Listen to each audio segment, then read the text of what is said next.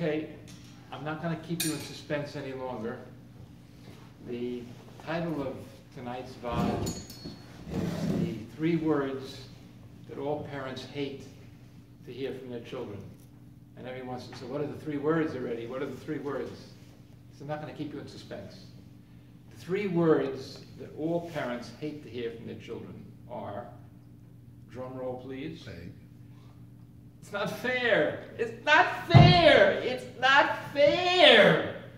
Don't we all hate to hear that? It's not fair. It's not fair. And whenever you hear those words, it means that the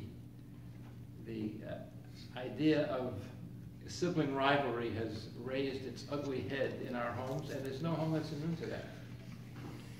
So our topic tonight, Rabbosai, is the problem of sibling rivalry. And in any family where there's 2 children or more, there's going to be sibling rivalry. And it's going to be a problem for any parent to try to negotiate that in their home. So our agenda this evening is to take a look at what Chazal have to say about sibling rivalry, what we can learn from that applies to us in our lives, and as people always ask me, give us some practical tips on how to deal with it. So I have 3 for you this evening, so let's get started. There may be other sources, but one of the main sources of what Chazal have to say about sibling rivalry comes in the Gemara in Shabbos, Daf Yud Amud Beis. Amar Rabba bar Machasya, Amar Ruchama bar Guria, Amar Rav. La'olam, always, Al Yeshana Adam Beno Ben Banim. A parent should never treat one child differently from the others. Shebeshvil Mishkal Shnei Sulaim Bilos, because of the weight of 2 sulaim of some type silk or some material. Shenasan Yaakov LeYosef Yosef Mishar Banav, that Yaakov gave to Yosef in the Ksonas Pasim more than his brothers, the Shvatim. The Kanabo, they were jealous of him. His brothers were jealous of him. The Nisgalgel Hadavar, and the whole matter developed. The Yardu of Asenu Mitzrayim, and we went down to suffer in Egypt. So Chazal were critical of Yaakov Avinu for the way he was parenting the Shvatim. Now, I don't want anybody to make a mistake and think that it's Meir Wikler who's criticizing Yaakov Avinu. I don't want to see demonstrations in front of my office here in Lakewood protesting that Dr. Meir Wikler is criticizing Yaakov Avinu. I'm quoting a Chazal. This is a Gemara. Just quoted the Gemara. The Gemara is critical of Yaakov Avinu and saying that Yaakov Avinu dealt with one child differently than the others, and that led to the Kinnah, that led to a going down to Mitzrayim. Now I know what you're thinking. You're thinking, wait a minute. Didn't the Kadosh Baruch Hu promise Avram Avinu that his children were going to be slaves for 400 years? Well before Yaakov Avinu was even born. So how can Chazal say that? So if that's your kasha, you're in good company, because Tosfos asked that kasha. And Tosfos on that Gemara says that it's true. The Kadosh Baruch Hu did promise Avram Avinu that his children were going to be slaves for 400 years. However, says Tosfos, if it hadn't been for the kinna between the brothers, then there wouldn't have been inui kol kach. The suffering wouldn't have been as great in Mitzrayim. So clearly, Klal Yisrael was destined to be slaves in Mitzrayim, but according to Tosfos, the degree of suffering did not have to be as great, and it only came about caused by the original kinna between the Shvatim that was triggered by Yaakov Avinu's giving some preference to Yosef Atzadik over the other Shvatim. So what do we learn from this Gemara in a practical sense? I think we learned 2 very important lessons that we can take out of this Gemara. Maybe others, but 2 that I want to stress tonight. The first is that we see that when sibling rivalry rears its ugly head in our homes, the consequences can be devastating.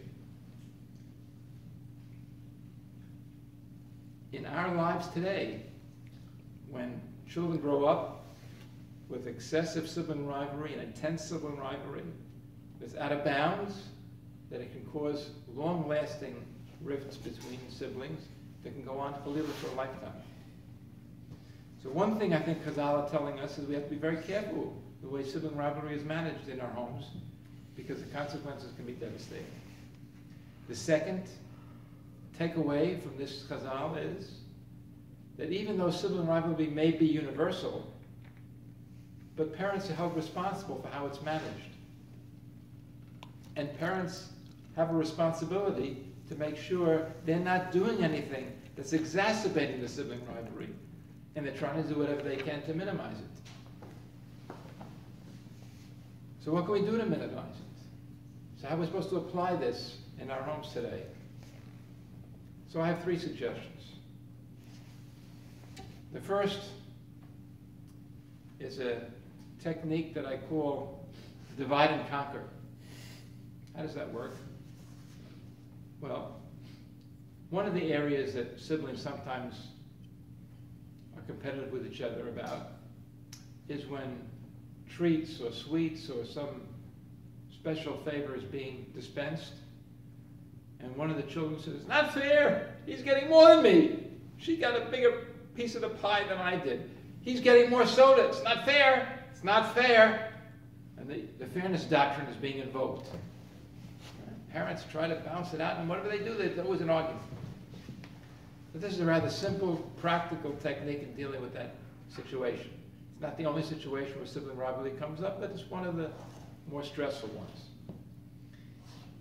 What you do is, there's usually 2 children that are really head-to-head about it. Usually the ones closest in age, and maybe the same gender. But even if they're opposite gender, they're not so close in age, there's usually 2 children that are really fighting about who got more soda, who got a bigger piece of the pie. So the way it works is like this. We pick one of the children. It can be at random. You can flip a coin, doesn't really matter. That child is the one that gets to divide the sweet. Cut the piece of cake, pour the soda. But they're told in advance, the other child will pick which glass to get or which piece to take. Now you thought you could be exact in dividing the soda equally. You thought you could slice the pie exactly down the middle. But you haven't seen how careful a child is going to be when they know the other child is going to get to pick. So number 1, you're not the one guilty. You didn't cut the pie. You didn't make the selection. Number 2, the one who's supposedly getting the smaller piece, but he made the division. He should have divided it more fairly. This way it kind of eliminates a lot of the stress. I call it divide and conquer because you have one child dividing, and then you've conquered the problem of sibling rivalry in your home, at least when it comes to dividing the sweets. So with pouring the soda, now a natural scientist, a chemist, would not be able to balance out the evenness of that division of the soda or the sweet, as well as you'll see that child measuring it to make sure it's just exactly even. Because he knows if there's a slightly more in one cup than the other, his brother or his sister's going to get it, and he's going to lose out. So it's going to be really even, and then it's not going to matter who gets which glass, because they know it's even, because they divided it themselves. So that's the divide and conquer method. The second suggestion I have has to do with situations that come up very often where there's squabbles at home, where the 2 children are arguing with each other, yelling with each other, screaming at each other. And more often than not, you're not even there. It's in the next room. Someone starts to cry. He started with me. She pushed me. He took my toy. I was here first. I got it first. I wanted it. He's grabbing. Now, what do parents do in a situation like that? Well, if you're like most parents, the natural, intuitive thing to do is to rush in on your white horse and become judge and jury, investigator, detective. Who started? who's had it in the first place? Whose turn is it? Whose toy does it belong to? Who started? Who provoked? And you try to get the facts, nothing but the facts. You investigate, you interrogate the witnesses, you collect evidence, and then you sit in judgment and decide who's the guilty party, who deserves the reprimand, the scolding, and who deserves to be defended and protected. Now, while that's intuitive, and it's very universal, and most parents will do that, it's not a good idea. Now, it sounds very dramatic and revolutionary, what I'm suggesting. But I'm suggesting that you don't accept the role of arbitrator and adjudicator, and you don't see that as your role to rush in and decide who's the guilty party, reprimand or scold the guilty party, defend the victim, because what you're actually doing is you're not settling the matter between the siblings, but you're planting the seeds for the next altercation that's going to come up shortly afterwards. Because even though you're trying to impose what I know you feel to be justice, what you're actually doing is you're siding with one of the children. Now, it may be the victim. It may not be the victim. We're not 100% sure, you weren't there. But even if you're 90% sure that this was the victim, you can't be sure that the victim may have been provocative.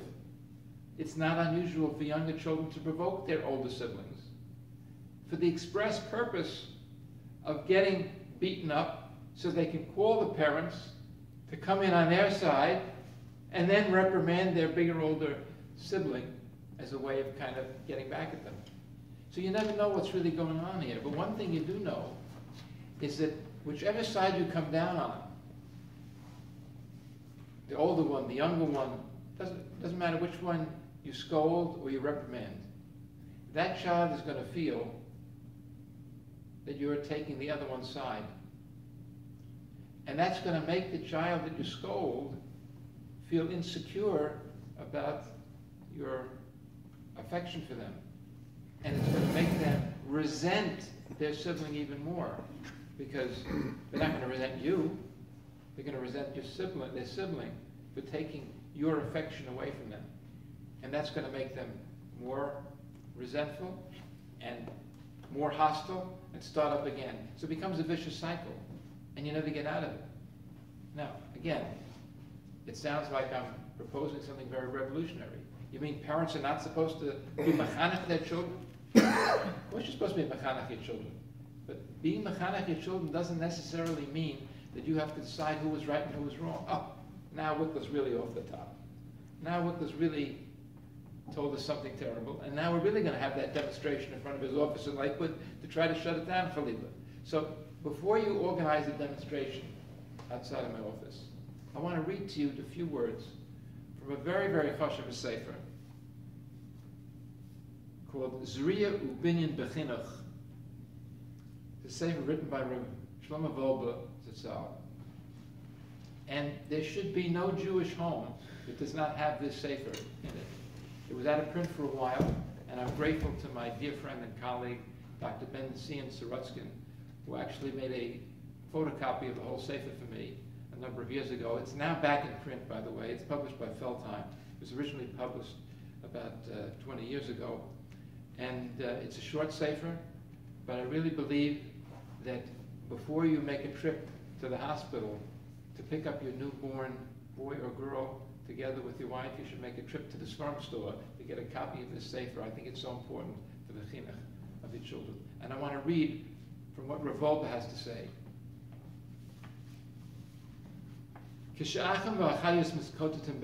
When brothers and sisters are quarreling amongst themselves.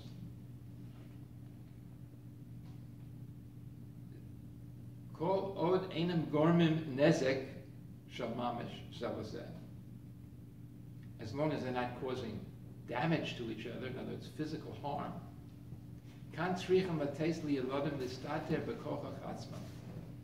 Here, you have to let the children work it out on their own. Let me repeat that. lehistater b'kochos atzmam. And he continues, v'hayolodim tzrichem lehisragel u'listater. They have to get used to settling things between themselves.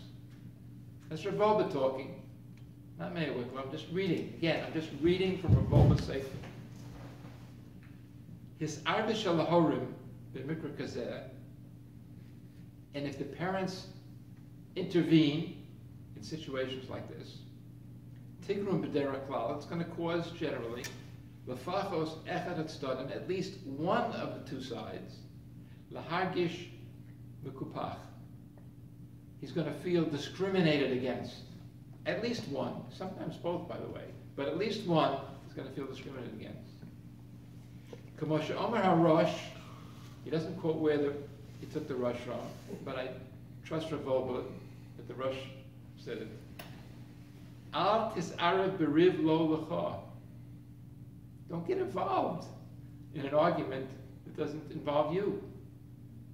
Hatotzoah alula liyos shehem yashlimu b'neihem. The result is maybe they'll make peace with each other. V'hatzad ha'ma'arev mis'arev, and the one who intervenes, yishar v'suschach im shneihem. He's going to be at odds with both of them. So eventually the kids will make up with each other and they'll be resentful at you. The bottom line, Rabbosai, is that whenever possible, it's best to let the kids work it out themselves. Now, how do you do that when they're screaming and they're saying, but he hit me, and someone's crying, and you rush in what's going on and make sure everyone's okay and no one's injured. And then the other one is accusing this one of starting up. No, he started up. So what do you do in a situation like that? What I recommend is you say, I'm sorry, I didn't see what happened. I wasn't there. I'm not saying you're lying, but I wasn't there. I didn't see it. I'm sorry you're hurt. You can be empathic. You can comfort a child who's crying. I'm so sorry you're hurt. But you don't have to necessarily scold the other one because you assume that was the child that started up. If you refuse to get involved, if you refuse to take sides, and you refuse to adjudicate, you may find, as many parents do when they adopt this approach, that the level of hostility between the siblings goes down. It doesn't go up. When they see you're not getting involved, they have to work it out with each other. Then they eventually do. And that's what I would recommend. Now, the third answer that I have for you. If you don't see it happening, is there any way to gauge it at start? Excuse me? If you don't find that they're working it out by themselves, they're still going at it, is there any way to start to convince them to work it out by themselves? It's better to let them work it out by themselves. They're not necessarily going to work it out according to your timetable and schedule. They're not going to do it as quickly as you would like.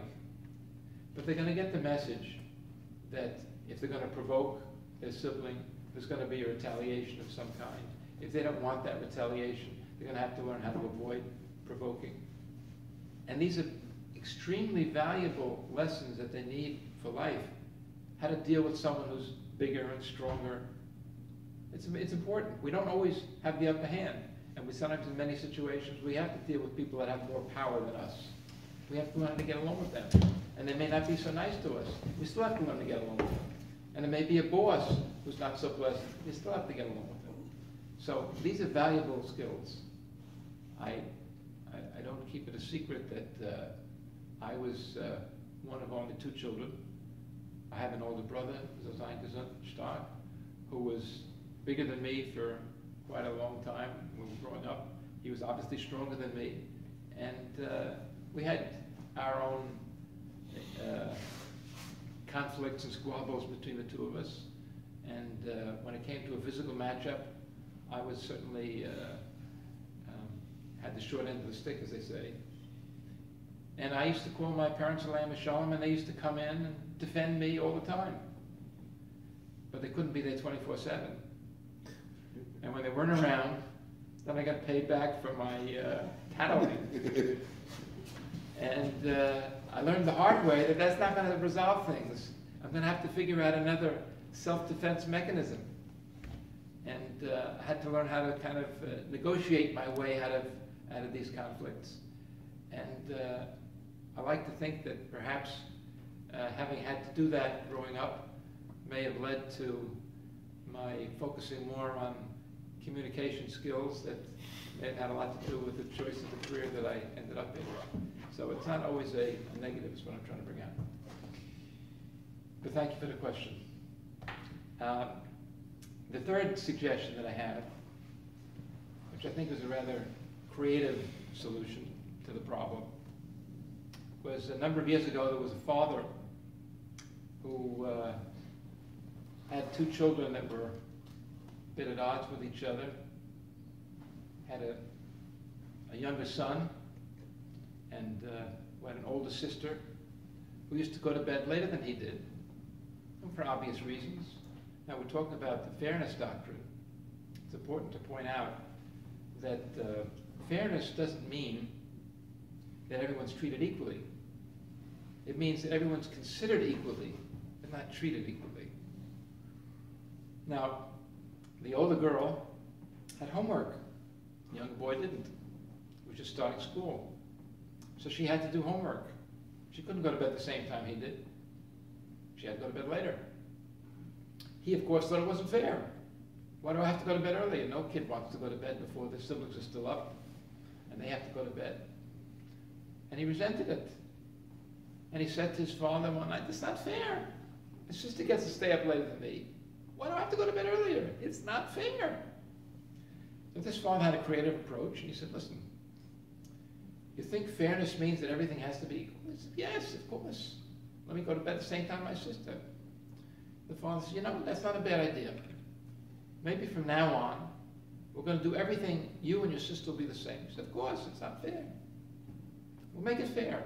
Everything will be the same." Good.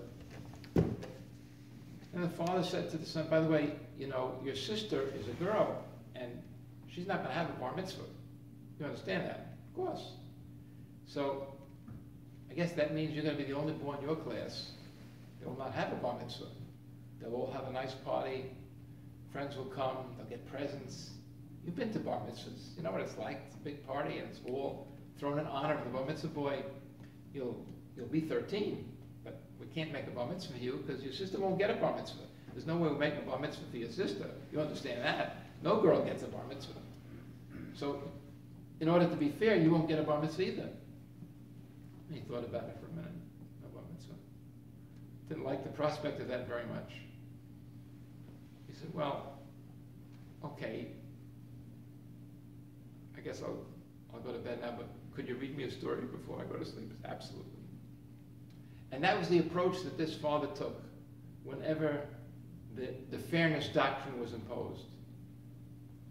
I mean, if your sister has to go to the pediatrician and get a shot, an injection, no kid likes an injection. So I mean, you're going to have to get one too, right? And she's getting an injection, you have to get an injection too. You don't need it, but we have to be fair, right? So we have to do, all children in this house have to get injections because one kid is getting an injection. We can't be unfair. Fairness doesn't mean that everything is exactly equal. Fairness means that everyone is taken into consideration and everyone is treated according to what they need at that time. Now, it may not be fair that your sister's off from school when there's a snow day and you have to go to yeshiva, but the Beis Yaakov schools tend to close sometimes when there's a little snow on the ground and the boys have yeshiva no matter what. It's not fair, it's not equal, but it's fair because that happens to all boys. All yeshivas like that. And all the girls' schools handle it differently. So it's a concept that's hard to swallow, but if you work at it, children can accept the notion that it doesn't have to be equal in order to be fair. It just has to make sense, and it has to be equal consideration. And in the case that I gave you of the father who told his son that he's not going to have a bar mitzvah because his sister doesn't have a bar mitzvah, this approach was used throughout their years growing up. And it was very effective in not eliminating, but at least not exacerbating the sibling rivalry in that home. And that continued for many years using that approach and was very, very successful. Now, you may be asking and wondering, how do I know it was so successful so many years later? Maybe it was a good idea in the beginning, but how do I know years later it was successful?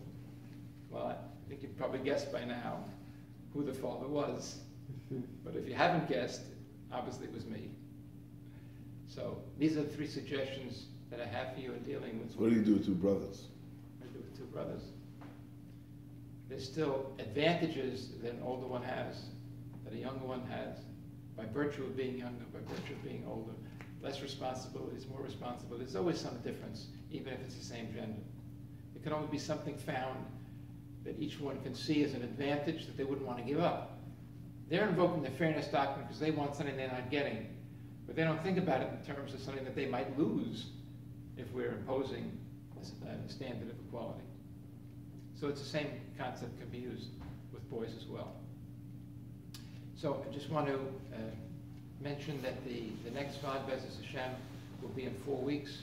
It comes out to be January 29th, and we're going to have to meet at the same time unless someone can come up with a venue where we could meet at another place earlier. Otherwise, it will be the same time, 10:30.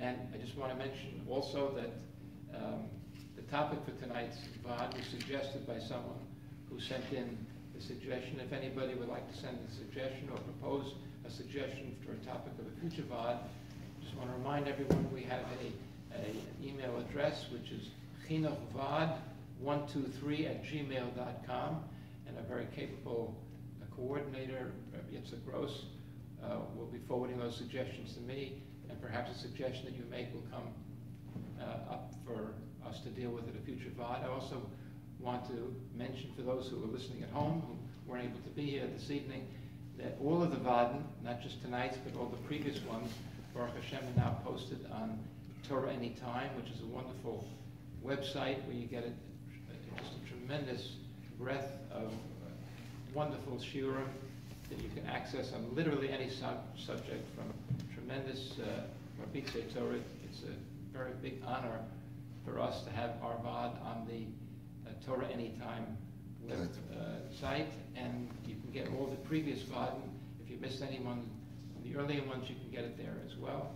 So I wish everybody a good Chodesh. Thank you for coming.